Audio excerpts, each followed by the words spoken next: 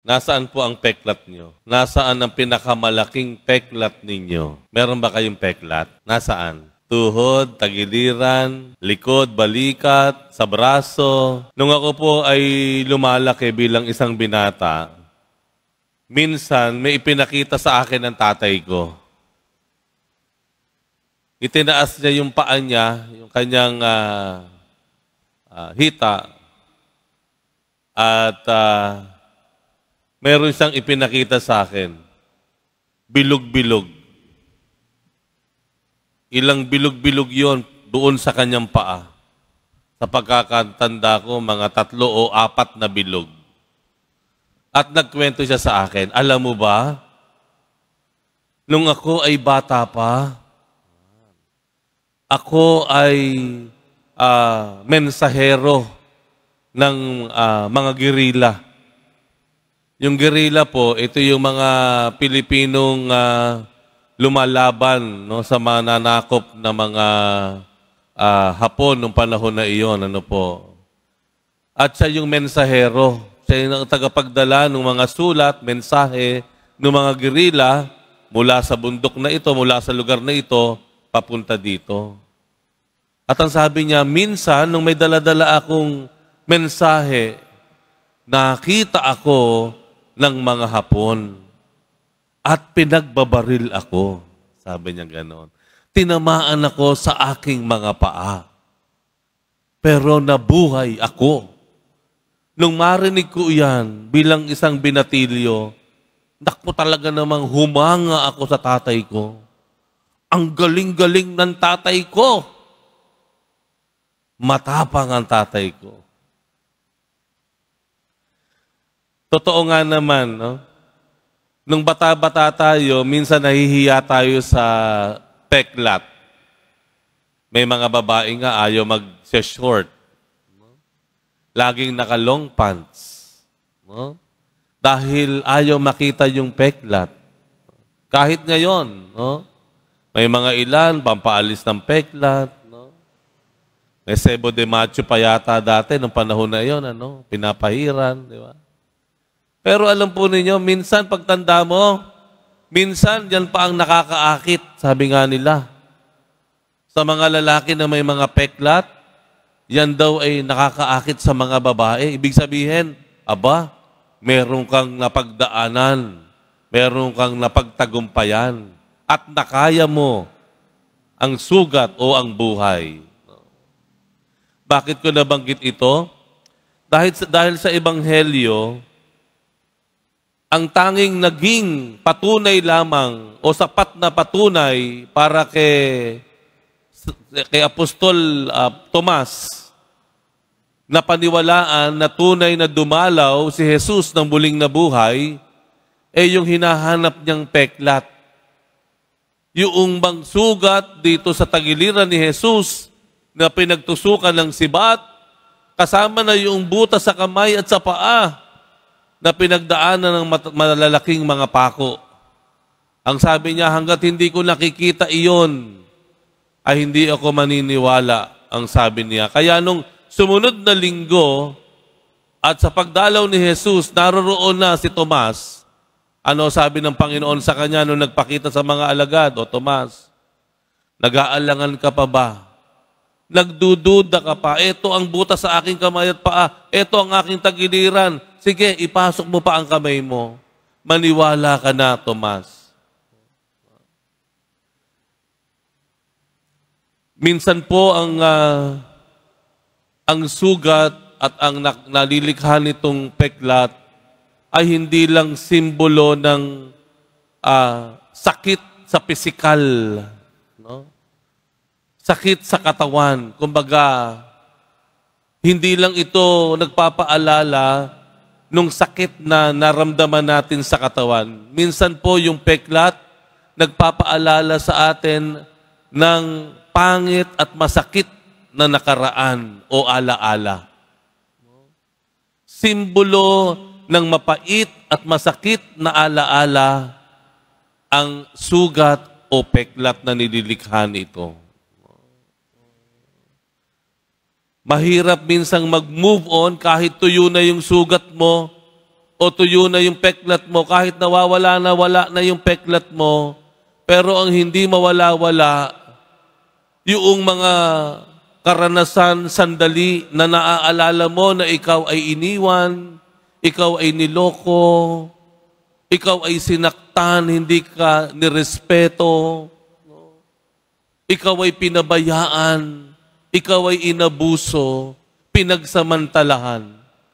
Yun mismo minsan mas mahirap lampasan. Yung sugat sa katawan, madaling nawawala o nawawala. Pero yung alaala ng mapait na nakaranasan, ang mahirap lunasan. Tinatawag nating doubting Thomas o nagdududang Thomas. Pero kung titingnan po natin, hindi siya dahil sa pangalawang pagharap niya kay Jesus at siya ay naniwala na, siguro hindi makatarungan na lagi na lamang doubting Thomas yung ating pagkakakilala kay Tomas. O nagdududang Tomas ang lagi nating itinatawag sa kanya. Kung hindi, yung ebanghelyo, kung inyong tatapusin, masasabi nating siya rin ay ang nagbabagong Tomas. Mula sa pagdududa niya, nagsimula siyang magbago at naniwala na. At yun ang marahil na ating pahayag o paanyaya sa atin. Magbago tayo ng paniniwala. Baguhin muna natin ang ating pananaw, baguhin natin ang ating paniniwala. Halimbawa na lamang po, meron pong true story ng World War II. Kung naalala nyo, yung kwento ni Luis Sampirini. Ni Luis Sampirini, siya ay mula isang sundalo ng Amerikano na dahil siya ay nahuli ng mga Hapon, siya ay nakulong sa Japan ng maraming buwan. Siya ay pinahirapan, lalo-lalo na yung gwardya, yung sarhento, ang pangalan ay Mutsuhuri Watanabe. Ayan, ano? Si Watanabe ay kilalang malupit na gwardya. Talagang pinahihirapan niya. Torture ang ginagawa niya doon sa mga nabihag nilang Amerikanong sundalo sa Japan. Talagang physical hanggang nakakahiya. Andiyan yung pinadilaan, halimbawa, no? Isang halimbawa na lamang, pasintabi lang, ano?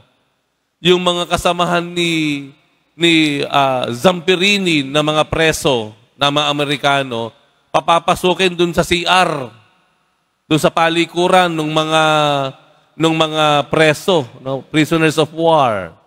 Paglabas nito, padidilaan sa kanya yung ilalim ng sapatos ng kanyang mga kapwa preso, prisoner of war. Kaya kilalang-kilala, maging yung mga kasama niyang mga prison guards, talagang kilalang-kilala siya bilang napakalupit, no? Walang kaluluwa, halimbawa nga, ano, sabi natin, ano, na prison guard, gwardya ng mga presong sundalo. Natapos ang giyera, si Sampirini nabalik sa Amerika, pero hindi siya makamove on hanggang nakilala niya ang Diyos, hanggang siya ay nagbago. Minsan pumunta siya sa Tokyo, 1998 Olympics yata yun. Pumunta siya sa Japan. Siya ay may dala ng torch. Siya yung inatasan. Nung dumating siya sa Japan, hinanap niya lahat ng mga nagbantay sa kanyang Hapon. At ito ay pinatawad niya. Maliban sa isa. Sino yon? Si Watanabe. Talagang iniiwasan siya. Ang akala lang niya, patay. Pero ang totoo, buhay pa. Kaya ang ginawa niya, sumulat siya. Ang sabi niya, pagkatapos ng ako ay makulong sa ilalim ng iyong pagbabantay, pagkatapos kong makabalik sa Amerika, nasira ang buhay ko. Dahil lagi niyang napapaniginipan. Isang malaking laging nightmare sa kanya. No? Sa sobrang sakit ng kaalaala, kahit yung ugnayan niya sa asawa niya, apektado. At muntik pa silang magkahiwalay. Dahil dun sa trauma, sa hirap nung kanyang naalala. At sinabi niya doon, ang pinakamahirap talaga na dinaanan ko ay yung mapait na alaala na ako ay minaliit, nilapastangan. Hindi lang kinuha sa akin yung kalayaan ko bilang sundalo, kung hindi ninakaw din sa akin yung dangal ko bilang isang tao. Doon siya nahirapan. Pero sa bandang huli, sabi niya sa sulat niya, dahil hindi nga niya alam kung buhay pa, kaya sinulatan na lamang niya, ang sabi niya, pero pinipili ko ang magpatawad. Dito natin makikita yung halimbawa ni Tomas. Hindi lang siya nagdududang Tomas or doubting Tomas, kung hindi siya yung nagbabagong Tomas. Mga kapatid, ngayon ay Thursday, first Thursday, para po sa mga nanonood sa atin live stream. Every Thursday po is Thursday. Ano po itong Thursday? Atin pong iniipon yung ating mga kababayan, kapatid dito, at tinitipon po natin sa bandang tagiliran ng ating simbahan, at sila ay sama-samang pinagsasalo para sa isang maganda at masarap na almusal. No? Pinaghahanda sila, bagong luto, mainit na pagkain, mayroong mesa, may upuan, at naroroon ang ating mga volunteers, no? At inaalagaan, pinapakain, nandoon ang ating ang mga pare, no? At ang mga ibang volunteers nagbibigay ng katekismo.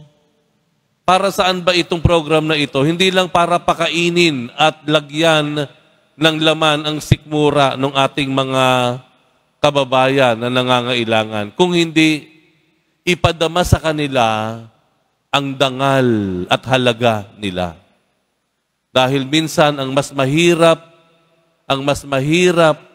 lampasan hindi yung walang laman ang sikmura o hindi yung gutom, kung hindi yung nawawalan ng pagpapahalaga sa sarili.